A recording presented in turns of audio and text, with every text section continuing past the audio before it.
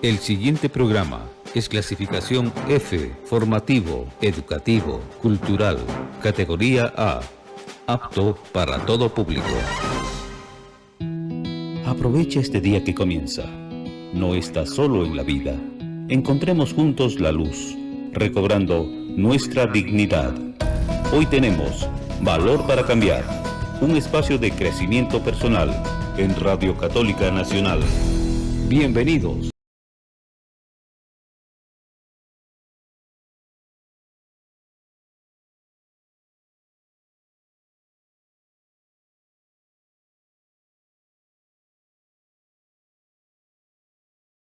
Detectar el síndrome del autoengaño y del autosabotaje. Esta tarde conversaremos sobre este interesante tema con Juan Carlos, psicoterapista, quien nos acompaña. Buenas tardes, Santiago, qué gusto. Perdón, Juan Carlos, qué gusto. Qué gusto, mi querida Su. Hoy día el tema que tenemos para abordar es un tema bastante interesante, en el cual es muy común que las personas tengamos este tipo de síndrome, ¿no? Así es, Juan Carlos. Esta tarde les acompañaremos en controles Cristian Bastidas y en la conducción Susana Naranjo. Empecemos con el tema, Juan Carlos. ¿Qué es el autoengaño? Mira, partamos de la idea de que la mente, que es de la función del cerebro, su meta principal es solucionar todos los problemas. Entonces, ¿qué es lo que pasa cuando una persona vive y nace y crece en un hogar disfuncional? Esta capacidad para resolver los problemas se daña, se entorpece. De cierta manera empieza a no funcionar correctamente. Y al no funcionar correctamente, la mente empieza a generar una historia alterna a la realidad. Te pongo un ejemplo. Yo en la mañana discuto con mi esposa y en la tarde mi mente ya genera una historia diferente, en la cual si yo grité, haya justificación y mucha negación. A tu conveniencia. Lógico. Está sesgada para que yo no sufra. Y eso es lo que hace una construcción del ego, ese personaje que creamos en la adolescencia que nos ayuda y nos protege a sobrellevar la adolescencia como tal y también la convivencia con personas enfermas, ya sea de adicciones, ya sea de consumo de alcohol o de drogas. Pero ese personaje tenemos que entender que es una historia completamente deteriorada de lo que realmente está pasando. Tengo que saber que es este tipo de síntoma o de síndrome del autoengaño tiene que salir a la luz para poder ser resuelto. ¿Qué es lo que pasa si yo tomo decisiones en función de esta historia que no es real? Que yo la veo como real. Porque mi vanidad, mi sentido de creerme más inteligente que los demás, que todos los seres humanos tenemos esta arrogancia de creer que nuestra posición de vida es la única, me hace creer que yo soy infalible a la equivocación. Entonces, cada vez que yo tomo una decisión, la tomo en función de este tipo de síndrome, el resultado va a ser un autosabotaje. Me voy a autosabotear y voy a estar constantemente tratando de resolver mi vida huyendo de un lado, huyendo del otro lado.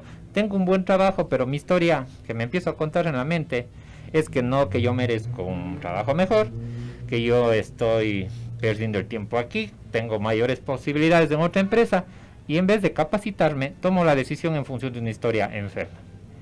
El resultado siempre va a ser el autosabotaje, como consecuencia a una historia enferma. Esa historia tiene que ser sacada a la luz, pero esto no se lo consigue solo. ¿Por qué no se lo consigue solo? Porque las emociones hacen que yo me autoconvenzca. O sea, estoy completamente convencido de que lo que yo pienso acerca de esta historia o de estos acontecimientos es la pura y neta verdad. Para entenderte, Juan Carlos, el autoengaño entonces es un recurso que utilizamos cada vez que estamos pasando por situaciones difíciles o que no queremos aceptar. Mientras que el autosabotaje son las acciones que adoptamos por este recurso mal utilizado y que realmente terminan todo siendo cosas irreales. Sí. Con el ejemplo que tú pusiste para ver si es que te entendí bien. Tú no estás conforme con el trabajo que tienes. Sí, ese es un autoengaño de que es porque no tienes un buen salario, porque no tienes un buen ambiente de trabajo. Son cosas que tú aprecias de esa manera. Y el autosabotaje, en cambio, son las acciones que tomas equivocadas en ocasiones, como por ejemplo buscar otro trabajo, qué sé yo. Sí, ¿está bien? Sí, ni siquiera buscas un nuevo trabajo ni te capacitas, sino simplemente abandonas el que ya tienes y te quedas en la nada. O sea, te autosaboteas la relación, te autosaboteas la relación de pareja, te autosaboteas la vida. El conflicto es que no tengo esa capacidad. Dice que las dos opciones o los dos recursos que tenemos para poder hacerle frente a la vida se nos estropean, como la sensatez, y nos volvemos irrealistas. Entonces, este recurso se empieza a desbordar y me empiezo a fantasear. Caigo en una fantasía y empiezo a lugubrar que me voy a sacar la lotería, que va a venir un pariente rico y voy a heredar, y que me va a salir esta vez del negocio. A lo menos cuando las personas son alcohólicas, tienden a tener proyectos de corta duración, muy marcados. Dicen, le dice a la esposa, mi vida, esta vez sí lo vamos a hacer. Vámonos a Quito, vámonos a Guayaquil, vámonos de un lado, vámonos de otro, y empiezan a andar como gitanos, solamente confundiendo el síndrome de huida, este síndrome que existe mucho cuando las cosas se ponen difíciles, la tendencia es a querer huir, entonces lo camufla o lo empieza a confundir de una manera tan bonita como que es un nuevo proyecto de vida, una nueva idea. Esta idea es la que nos va a sacar de la miseria, esta idea es la que nos va a sacar de la pobreza. Son muy soñadores, entonces. Exacto. Pero el problema es que después de 2 meses empiezan a buscar culpables porque todo les salió mal y todo es la culpa del uno y del otro. O sea, aquí son dinámicas emocionales muy marcadas que nos llevan a esto. Y estas dinámicas emocionales están generadas por el síndrome del autoengaño. Primero me cuento una historia, esta historia me genera emociones, estas emociones me generan acciones y estas acciones me van a llevar a hábitos, estos hábitos van a tener consecuencias. Si empiezo a volver esto un patrón de vida, voy a hacer lo mismo esperando resultados diferentes. Entonces, ¿qué es lo que tengo que hacer para resolver esto? Esa es la pregunta del millón, porque en los estudios se determina que siempre el ser humano va a tener la tendencia a autoengañarse. Siempre el ser humano, el que tiene un conflicto o una situación de crisis, siempre va a tender por la historia menos dolorosa, así no sea real. Entonces siempre se va a engañar, siempre va a decir, no, va a minimizar participaciones, se va a volver permisista, o de cierta manera va a ser cruel y se va a autoengañar diciendo que él es honesto. Entonces eso hay que tener mucho cuidado, pero solo no puedo ver esa locura, porque es una especie de locura. ¿Este autoengaño es consciente o inconsciente? El problema es que es muy sutil, es muy imperceptible, pero llega un punto en que la persona está tan autoconvencida de que la versión de los hechos es la única verdad absoluta, entonces pasa a ser algo inconsciente. ¿Y qué pasa si yo empiezo a practicar esto desde la infancia, desde la adolescencia, desde la primera adultez? Cuando yo llego ya a una edad de 40 en adelante, yo ya estoy autoconvencido, es lo que se conoce como mentes cuadradas. Esto es así, y mis creencias pasan a ser estrictamente mi verdad. O sea, me vuelvo dueño de la verdad. Eso tengo que darme cuenta para no incurrir en las decisiones llevadas de unas historias completamente sesgadas. Imagínate, ¿cómo yo voy a hacerle frente a esta nueva realidad que tenemos con el coronavirus? ¿Cómo le voy a hacer frente yo a esta nueva realidad? Si la versión que me cuento de mí es una versión diezmada, es una versión que me incapacito, es una versión en la cual yo me veo pequeñito, y es una versión en la cual yo me siento incapaz de enfrentar esto. ¿Y por qué me volví tan incapaz? Porque cuando estuve en formación, cuando fui niño, fui ridiculizado, fui avergonzado, fui criticado, me echaron culpas. Entonces, en la edad adulta yo ya no tengo esa confianza, me volví un ser tan inseguro que si me dicen, tenemos este nuevo proyecto de vida que requiere un compromiso muy serio de ti, ¿crees que puedes cumplir las metas? Digo no, de entrada digo no. Porque mi versión en la que me cuento sobre mí mismo, mi autoconcepto, está deteriorado. Nosotros no podemos, ningún ser humano puede hacer nada que vaya en contra de su propio concepto. Si mi propio concepto dice que no puedo, no voy a poder. Pero si por otro lado empiezo a recuperar mi sano juicio, empiezo a recuperar mi visión de la vida un poco más establecida, el autoconcepto va a ser en función ya de principios, ya no de rasgos de enfermedad, sino de principios espirituales. Teniendo en cuenta que las palabras principio espiritual están mal entendidas, no son claras, La mayor parte de gente confunde muchísimo esto. Entonces no tenemos una regla que seguir, o sea, se vuelve muy confuso la vida de un ser humano. Por ende, el resultado siempre va a ser el autosabotaje. Vemos relaciones de pareja que se casan y dicen, hoy si se casaron tan enamorados y ahora ya se están divorciando. ¿Qué pasó? Vino una situación difícil, salieron las inseguridades de la infancia y en la edad adulta, o sea, ya no tengo a quién culpar, le culpo a mi esposa o me culpo a mí mismo. Y lo que resuelvo... ¿Qué es el autoengaño? Claro. Y lo que resuelvo es huir. Porque el autosabotaje. El mecanismo del ser humano, entendamos esto. Cuando se presenta una situación difícil, se activa en el ser humano el mecanismo de huida. Entonces, siempre que tenemos una relación de pareja que se empieza a poner difícil, siempre ella le tiende a mandar sacando o huir, siempre. Entonces, la respuesta que le encuentró la mente, la más sencilla, es la que se vuelve práctica, se vuelve cíclica. Cada vez que peleo con mi esposa, me voy, y la amenaza. Y ella llorando, y ahí vienen los estados de ambivalencia. Quédate, no te vayas, pero lárgate, y se vuelve todo una maraña.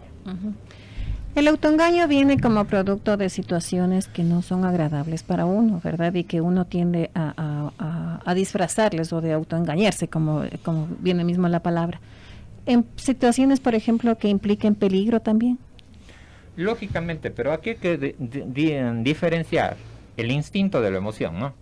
Cuando estoy en una situación de riesgo, donde mi vida corre peligro, el instinto se activa y me da la fuerza para hacerle frente al atacante o salir corriendo, la huida.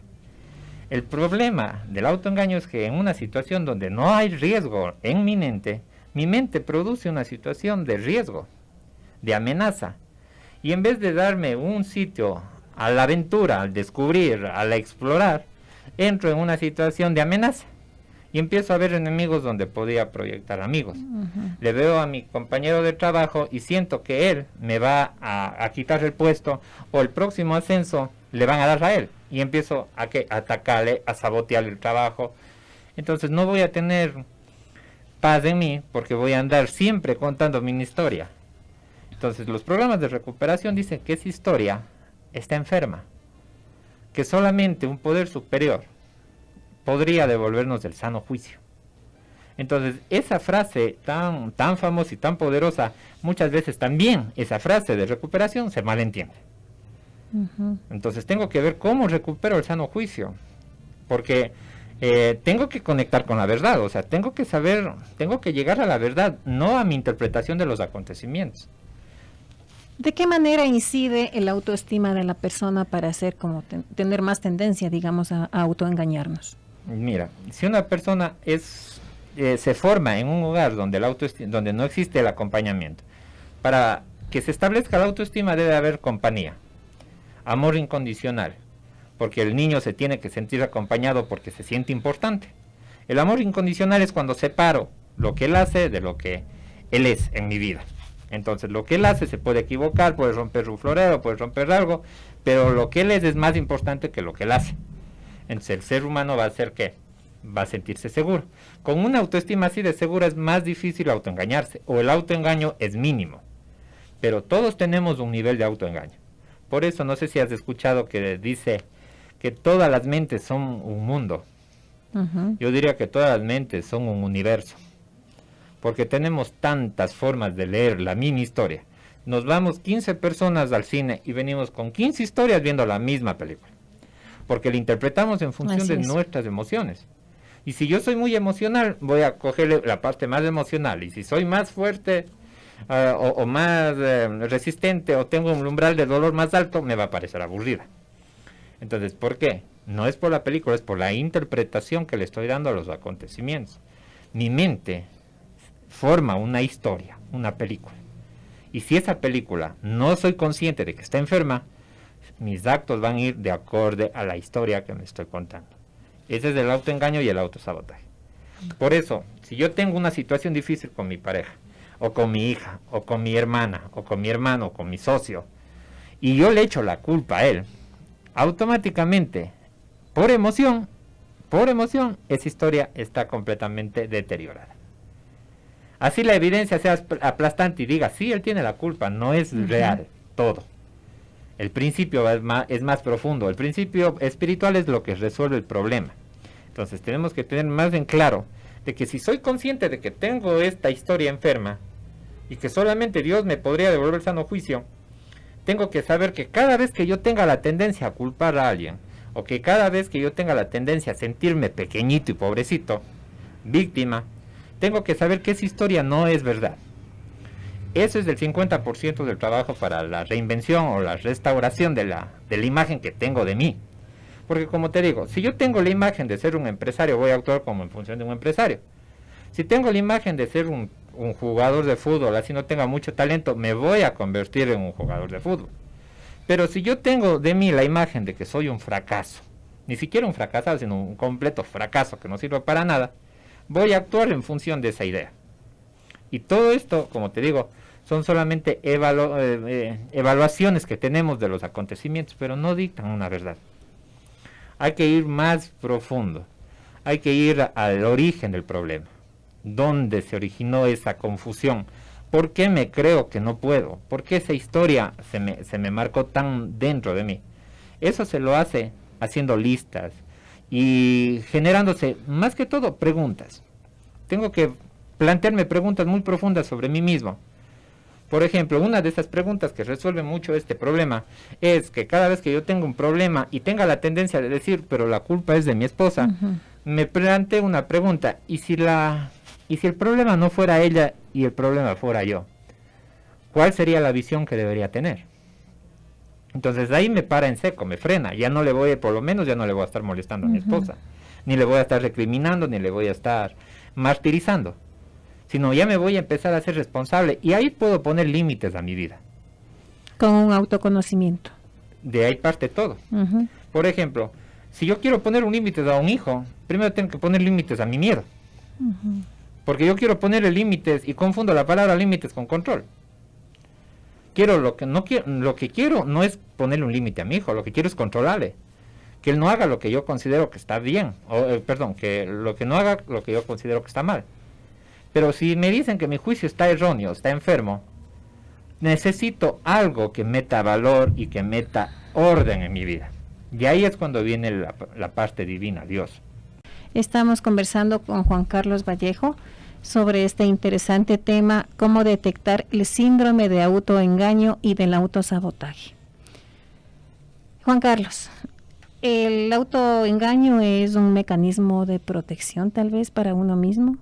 Claro, partamos del conocimiento psicológico que dice que la negación es una primera capa de protección. El autoengaño o las justificaciones son la segunda capa y la tercera capa o la tercera barrera de protección es la agresividad.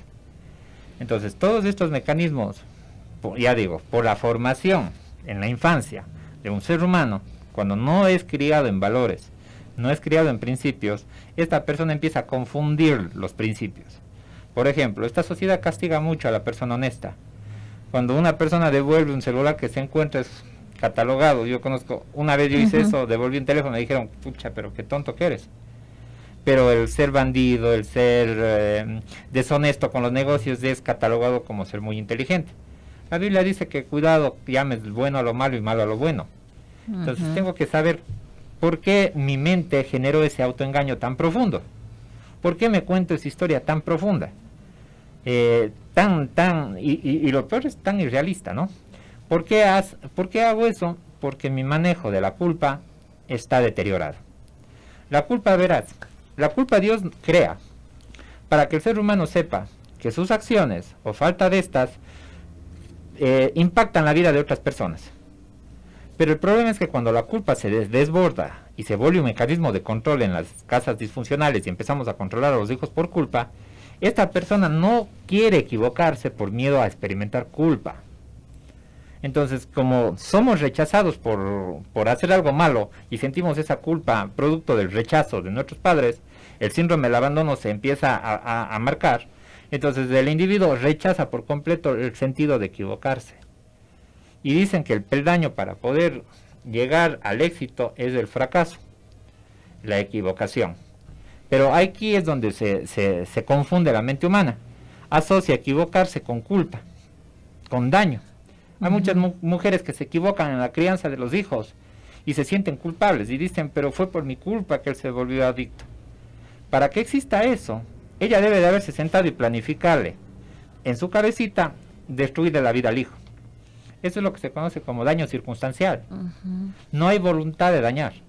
Pero para sacarle la idea a la mamá que ella destruyó la vida de los hijos pasa mucho tiempo.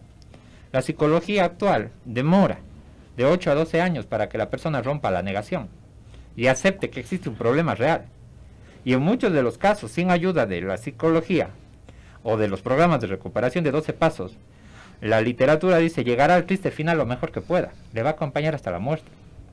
Hay personas que me dicen, Juanca, son 25 años que yo no rezo ni me voy a una iglesia, porque estoy resentida con Dios porque se murió mi mamá. Entonces se cuenta una historia en la cual Dios no tiene nada que ver. Claro. O sea, porque la vida y la muerte son actos divinos y los únicos que morimos somos los que estamos vivos. No es que Dios está como con una lupa diciendo, esta que se muera o este que se muera. No, no funciona así. Nos dio la mortalidad para saber que tenemos que cuidarnos, que tenemos que ser conscientes de que tenemos una fecha de caducidad y que en algún momento esa fecha se va a llegar a su fin y que nosotros tenemos un proyecto de vida que cumplir. Entonces eso tengo que tener claro para no autosabotearme, porque el problema del autosabotaje es que yo voy a estar caminando en círculos. Ciertos escritores actuales le llaman la carrera de la rata, en la cual estoy corriendo en el mismo lugar y no me muevo a ningún lado, pero termino completamente exhausto. Entonces los resultados siempre serán los mismos. Es que mientras el origen esté dañado, el resultado del efecto dominó va a ser exactamente el mismo. Pero dile a una persona que ha experimentado 20, 15 años de convivencia con un alcohólico o un alcohólico, que cambie su conducta o que cambie su manera de ser o que cambie algún tipo de inclusive que le deje al alcohólico, no va a querer por el pequeñito detalle de la incertidumbre.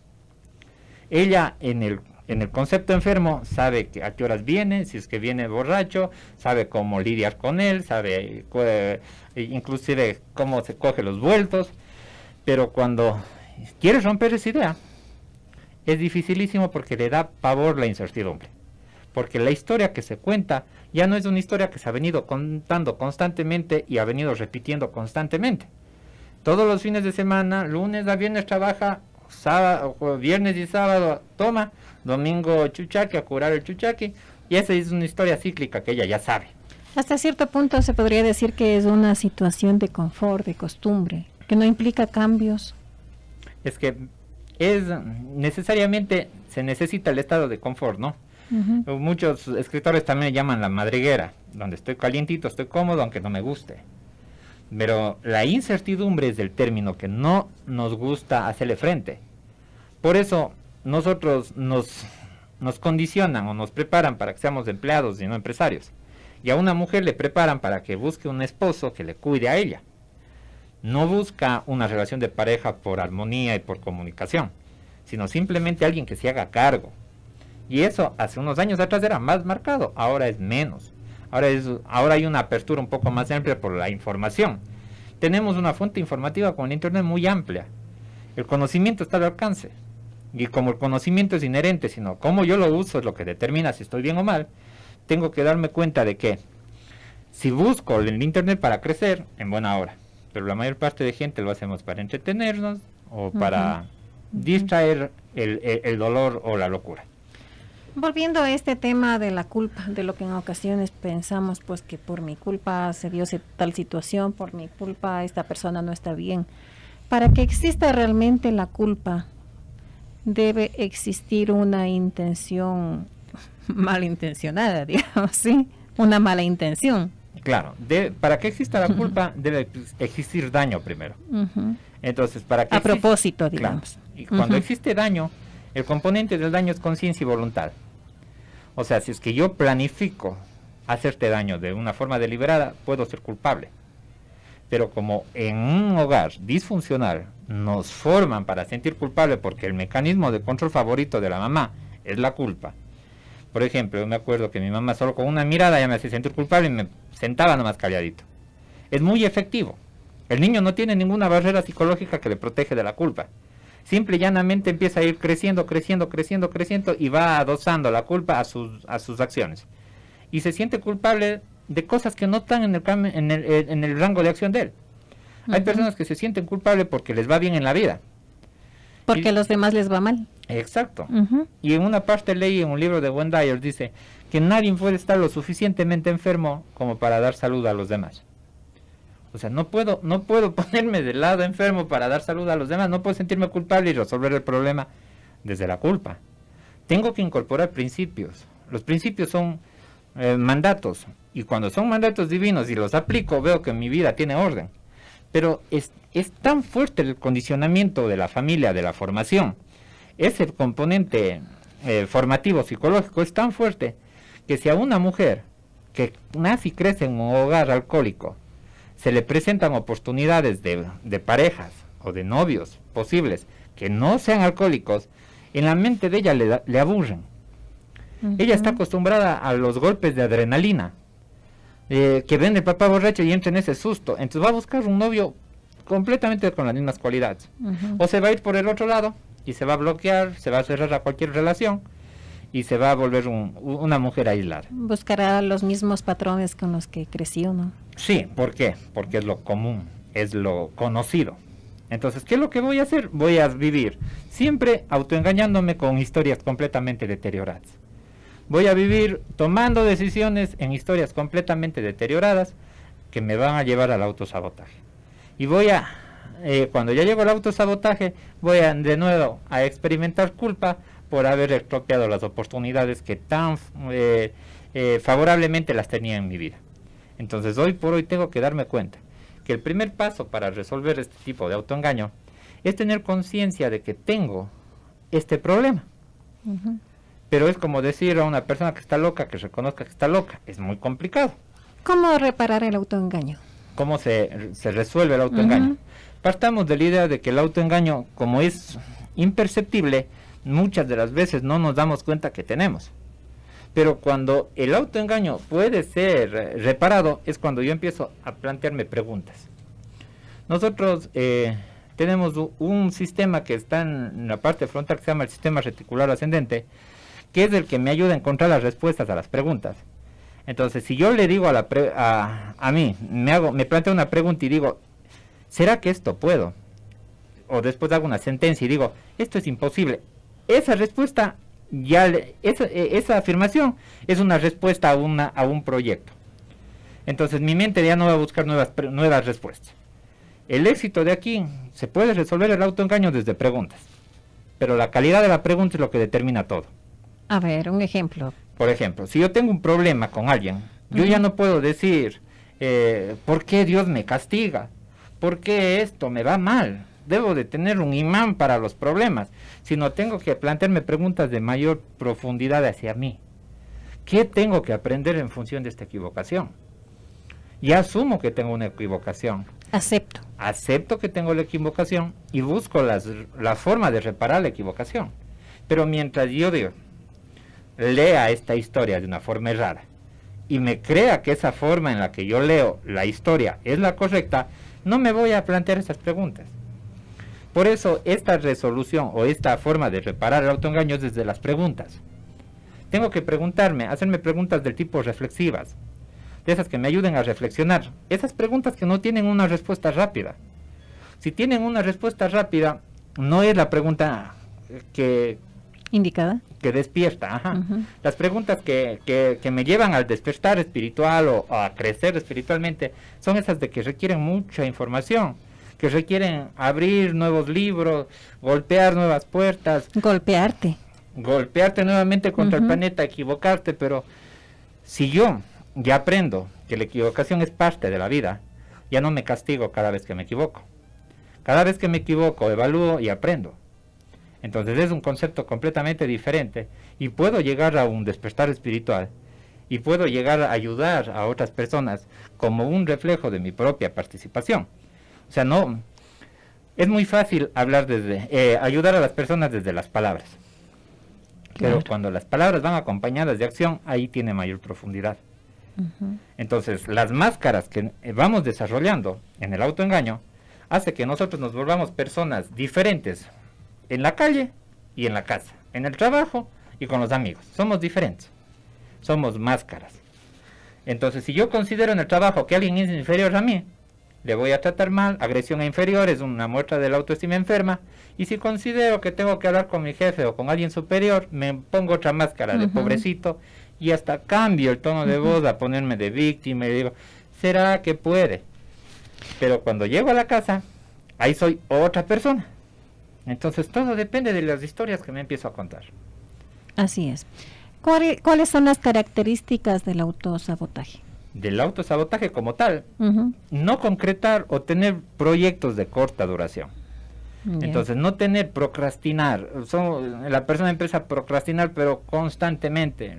Esta palabra se acuñó últimamente y se empieza a volver muy viral, para tener la terminología de la actual. Entonces, ¿qué es la procrastinación? La procrastinación es cuando yo tengo que hacer algo y lo postergo y lo postergo y lo postergo y lo postergo.